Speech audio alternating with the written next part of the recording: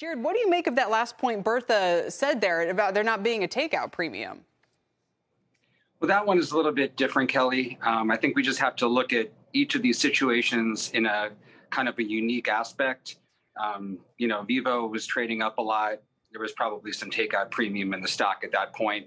But all these are very unique situations. We've seen a lot of deals with massive premiums. We've seen deals with very little premium. So it's just very company specific, I think. All right, so let's get company specific. Where are you looking as, possible candidates? I know it's hard to name names, but when we're talking about a deal-making wave, do you see a deal-making wave coming, by the way?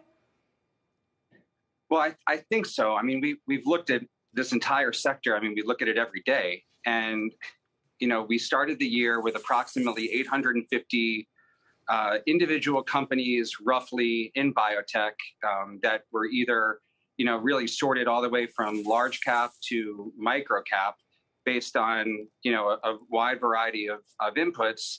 And what we're seeing now is a little bit of a flurry of activity, but it's very inconsistent in terms of like the type of companies that are actually getting acquired.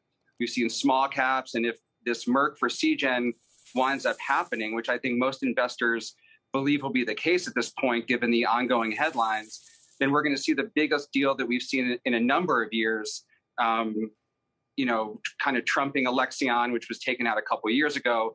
And I think this is why most of the sector is rallying at this point, although the expectations, I think, are all over the place as far as what could be the next takeover target, because the amount of companies or the list of companies that have been acquired recently is just very diverse. So, Jared, it's Dom. One of the things that I think caught at least my eye about this is the size of the deal, no doubt, if it were to happen, if the reporting is true, but also the fact that this is a company that very, very high profile-wise specializes in a very specific kind of treatment, and that's oncology. It's cancer. It's been that way for years now. Many of these acquisition targets are to shore up mega-cap pharma's pipelines for drugs, specifically in oncology. Is that something where investors remain focused strictly on that cancer side of the business, or are there other places you go to look for possibly some of those deals to happen, just cancer or not?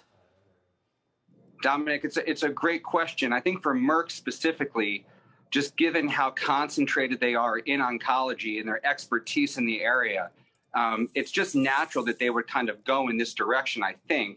I think that's the way most investors look at it, too. A core competency, in a very, very large category within therapeutics. This is why I think most analysts believe that Seagen is logical, among others. Oncology as a therapeutic category more broadly, again, I think it's very case specific. It's dependent on the buyer and where their focus is. And so, we've spent a lot of time on trying to really understand the direction of M&A as it is in biotech. And it's just very, very vast when you look across this spectrum of companies and what they do. But oncology is such a large cross-section. It's, you could almost argue that the vast majority of therapeutic companies within the XBI or the IBB have some sort of exposure to oncology. So it's a huge area. So that kind of makes it, pretty topical for most buyers. All right. Jared Holz, thank you very much. We'll leave it there. Jared Holz over at Oppenheimer.